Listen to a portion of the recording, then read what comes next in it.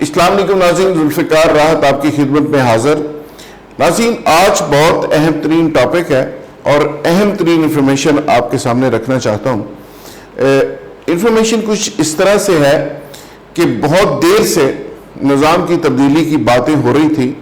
میں آج وہ فیکٹس آپ کے سامنے رکھنا چاہ رہا ہوں کہ کیا کسی ٹاپ لیول پہ نظام کی تبدیلی کا فیصلہ ہو چکا، کیا واقعی ملک کے اندر صدارتی نظام کے نفاذ کی سنجیدہ کوششیں شروع کر دی گئی ہیں۔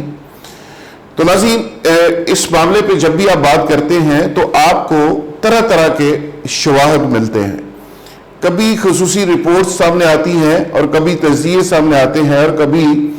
کچھ لوگوں کی خواہش سامنے آتی ہے اور کبھی حکمران پارٹی جو پی ٹی آئی موجودہ حکمران پارٹی ہے اس کی ٹاپ لیڈرشپ یہ کہتی ہوئی نظر آتی ہے کہ پاکستان کے اندر ایک کنٹرولڈ سسٹم اور چائنا کی طرز پہ حکمرانی یا حکومت یا سسٹم ہونا چاہیے۔ پھر ہم دیکھتے ہیں کہ یہ اچانک اس طرح کے تجزیے آنا شروع ہو جاتے ہیں کہ جی چائنا کی ڈیمانڈ ہے کہ پاکستان کے سسٹم کو کنٹرولڈ کیا جائے۔ پاکستان کے اندر میڈیا کی مادر پدر آزادی، سیاسی بے ہنگم سرگرمیاں، مزدور یونین، سڑکیں بلاک، یہ اس طرح کی جو ایکٹیویٹی ہے یہ پاکستان کی معیشت کو روکتی بھی ہے، پاکستان کی معیشت کو خراب بھی کرتی ہے، ترقی کے عمل کو روکتی بھی ہے۔ تو یہ ایک لاجک پیش کی جاتی ہے اور انٹرنیشنلی کہا جاتا ہے کہ پاکستان کا مذاق اڑایا جاتا ہے اور پاکستان کے اندر پیس قائم نہیں ہو رہا۔ تو یہ 4 5 6 لاجکس ایسی دی جاتی ہیں اور اس کی بیس کے اوپر ایک پوری عمارت کھڑی کی جاتی ہے اور کہا جاتا ہے کہ یہ جمہوریت کا جو موجودہ رومانس ہے یہ بھی قدرے زیادہ ہو گیا، اس رومانس کو بھی کم کر کے تو سسٹم کو ایک کنٹرول سسٹم کی طرف لے جانا چاہیے۔ تو ناظرین، آج یہ بحث چلتے چلتے ایک ایسے نقطے پہ پہنچ چکی ہے جس کو صدارتی نظام آپ کہہ سکتے ہیں۔ اب صدارتی نظام پہ ٹاپ لیول کے اوپر میں آپ کے ساتھ انفارمیشن شیئر کر رہا ہوں کہ اتفاق ہو چکا ہے، لیکن اس کا ایک راستہ ڈھونڈا جا رہا ہے کہ یہ صدارتی نظام نافذ ہو کیسے سکتا ہے، اس میں آئینی اور قانونی طور پہ کیا راستہ ہے اور لیگلی اس کو قوم یا پارلیمنٹیرین یا سیاسی پارٹیاں ایکسیپٹ کیسے کر سکتی ہیں۔ تو ناظرین، آج کل عدالت کے اندر ایک سماعت چل رہی ہے اس حوالے سے، آپ کو یاد ہے، آپ نے خبر یہ یقینی طور پہ دیکھی ہوگی اور بہت سارے لوگ اس پوسٹ کو بڑی خوشدلی کے ساتھ شیئر بھی کر رہے ہیں، اس کو سپانسر کیا جا رہا ہے، اس کو بوسٹ کیا جا رہا ہے اور یہ لوگوں کی رائے اس پہ لی جا رہی ہے کہ صدارتی نظام ہی اس ملک کے مسائل کا واحد حل ہے۔ لیکن اس میں لطیفہ یہ ہے اور میں حیران اس بات پہ ہوا کہ جب چیف منسٹر پنجاب کے آئی ڈی سے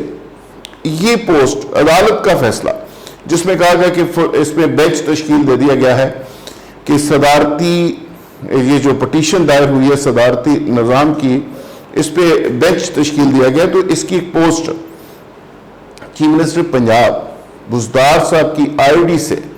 جب شیئر کی گئی اور نیچے لکھا تھا کہ عدالت نے اپنا کام شروع کر دیا، اب ہمیں بھی عوام کی طرف سے سپورٹ دینی چاہیے تھے اور عوام کے مسائل اور پاکستان کے سارے مسائل کا حل صدارتی نظام میں ہے۔ تو اس کے بعد میں نے ایک دو لوگوں سے رابطہ کیا، میں نے پوچھا کہ یہ واقعی چیف منسٹر پنجاب کی ہی پوسٹ ہے؟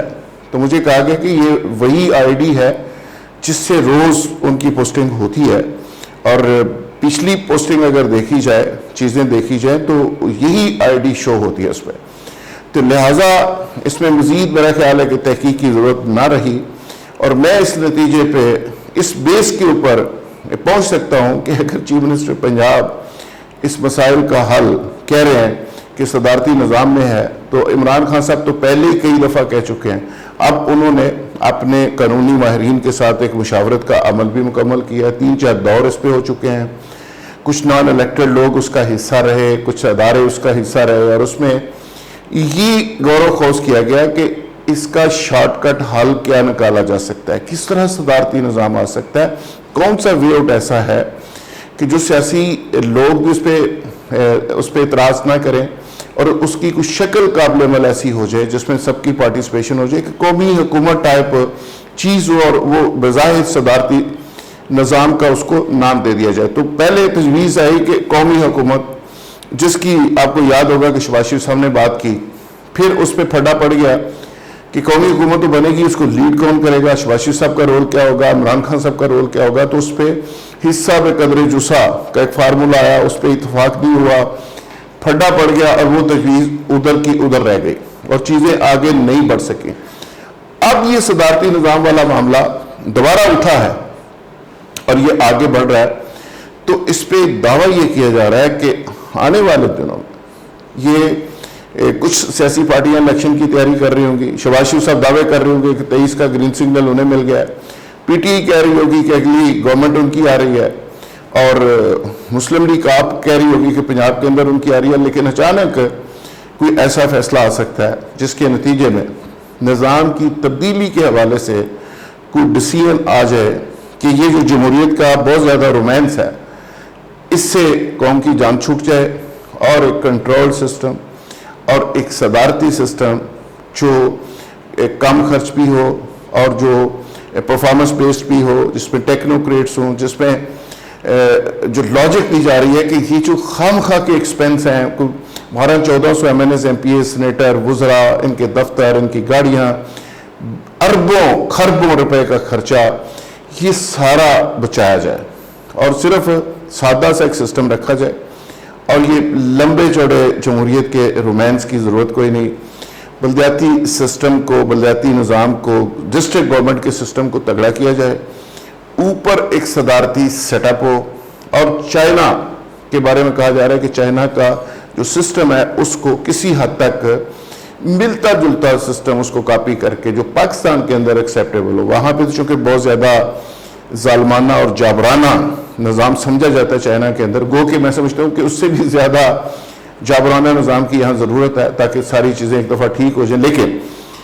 کہا جاتا ہے کہ شاید وہ یہاں ایکسیپٹیبل نہیں ہوگا, تو لہٰذا ایک ایسا نظام, ایسا سسٹم جو یہاں پہ ایکسیپٹیبل ہو. لیکن یہاں پہ بہت سارے جو ڈیموکریٹس ہیں, لبرلز ہیں, وہ یہ بات کرتے ہیں کہ جی جمہوریت کے علاوہ کوئی نظام دنیا میں ہے ہی نہیں, یہ ہو ہی نہیں سکتا. لیکن میں بڑی ذمہ داری کے ساتھ یہ بات کر رہا ہوں کہ یہ جو پٹیشنیں اور یہ جو پوسٹیں اور یہ جو کمپین, یہ ایسے نہیں چلی. اس کے پیچھے ایک پوری ورکنگ ہے, اور آنے والے دنوں میں آپ کو ایک بڑی خبر مل سکتی ہے. وہ صدارتی نظام کا راہ ہموار کرتی ہوئی ایک ایسی خبر ہوگی جو سب کو ایکسیپٹیبل ایک سچویشن فراہم کر رہی ہوگی, اور بہت سارے لوگ اس پہ اتفاق کریں گے اور بہت تھوڑے سے لوگ اس سے اختلاف کریں گے. لیکن اگر پاورفل اداروں کی اور اہم اداروں کا, مقتدر حلقوں کا سپورٹ اس کو مل گیا, اس آئیڈیا کو جو کہ ہے, میں ابھی سے کہہ رہا ہوں کہ ہے, تو پھر اس کی ایگزیکیوشن بھی ناممکن نہیں رہے گی. عدلیہ ایک واحد ایریا ہے اور میڈیا دو جگہ پہ